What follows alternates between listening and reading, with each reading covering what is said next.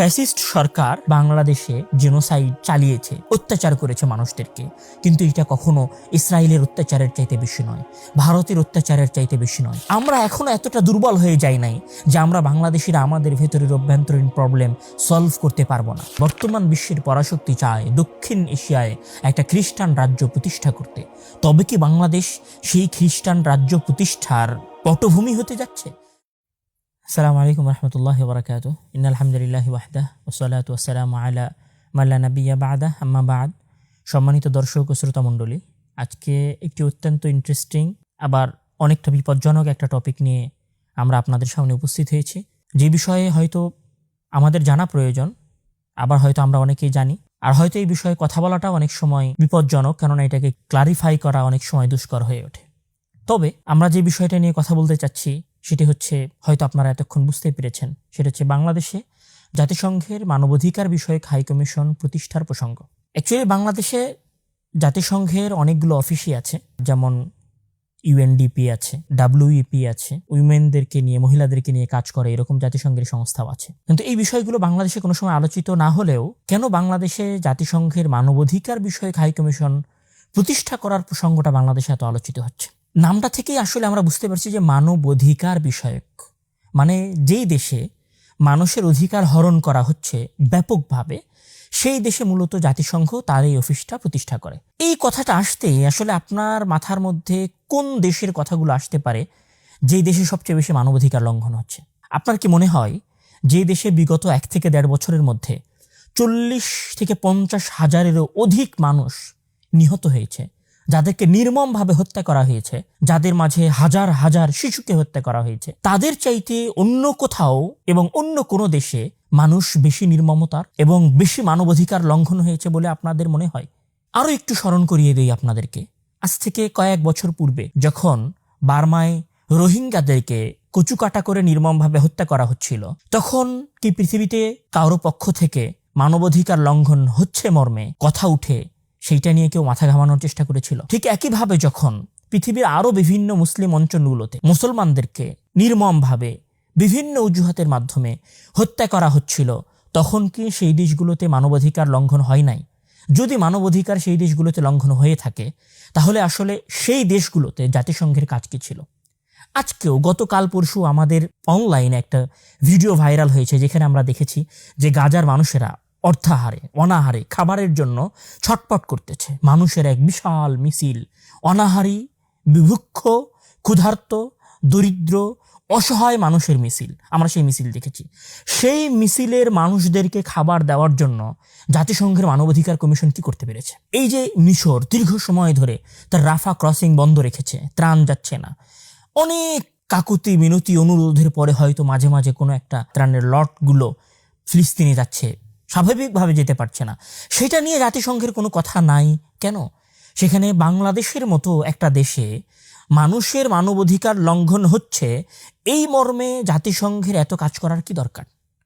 জাতিসংঘ কি আসলে নির্যাতিত মানুষের অধিকার নিয়ে কাজ করতে চায় বাংলাদেশে? আরেকটু যদি আপনাদেরকে বলতে চাই যে পৃথিবীর কোন কোন দেশে জাতিসংঘের মানবাধিকার লঙ্ঘন বিষয়ক বা মানবাধিকার প্রতিষ্ঠা বিষয়ক হাই কমিশন আছে। পৃথিবীর মোটামুটি 16 থেকে 18টা দেশে জাতিসংঘের মানবাধিকার বিষয়ক হাই কমিশন আছে।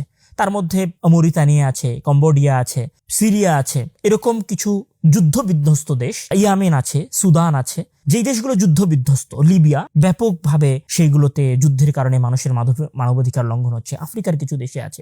সেই যুদ্ধ বিধ্বস্ত দেশগুলো অথবা অতীব হতদরিদ্র দেশগুলোতে জাতিসংঘের মানবাধিকার হাই কমিশন কাজ করে এবং তারা সেইগুলোতে তাদের কার্যালয় প্রতিষ্ঠা করেছে। বাংলাদেশ কি সেই দেশগুলোর মতো পরিস্থিতিতে চলে গেছে? বাংলাদেশে কি গৃহযুদ্ধ চলছে? বাংলাদেশের 20 কোটি মানুষের মধ্যে কোটি কোটি মানুষ কি আসলে মানবাধিকার লঙ্ঘনের শিকার হচ্ছে? বিষয়টা কি এরকম? এই দেশটা কি যুদ্ধবিধ্বস্ত একটা দেশ? তাহলে কেন এই দেশে জাতিসংঘের মানবাধিকার বিষয়ক হাই কমিশন প্রয়োজন, মানে তাদের অফিস প্রয়োজন? হ্যাঁ, যদি জাতিসংঘের মানবাধিকার বিষয়ক হাই কমিশন এদেশের মানুষের, নির্যাতিত মানুষের, রাজনৈতিকভাবে নির্যাতনের শিকার মানুষগুলোর অধিকার নিয়ে কাজ করতে চায়, তাহলে তাদের সেটার অপশন আছে। আমরা অলরেডি দেখেছি যে এই সরকার আসার কিছুদিনের মাথায় জাতিসংঘের অনুসন্ধানী একটা গ্রুপ বাংলাদেশে কিভাবে মানবাধিকার লঙ্ঘন হয়েছে সেটার একটা তথ্য উপাত্ত তারা পেশ করেছে। তো সেইটা তো তাদের অফিস না থাকলেও সম্ভব। তাহলে তারা এই দেশে কেন অফিস চায়? এবং এখানে আসলে আমি এই প্রশ্নগুলো মানে আমার বক্তব্যের মধ্যে বা আমার কথার মধ্যে এতক্ষণ পর্যন্ত শুধু আমি প্রশ্নই করতেছি।